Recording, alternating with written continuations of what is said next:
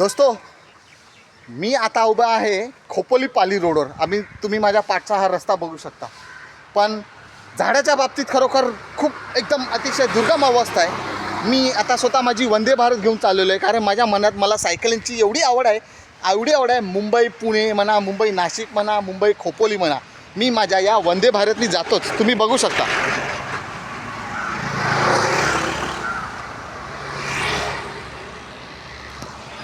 बघितली सायकल चालवल्याने काय होतं माहिती आहे का? डायबिटीस नाही, ब्लड प्रेशर नाही, तुमची इम्युनिटी पॉवर, तुमच्यामधला आत्मविश्वास असा जागा होतो ना.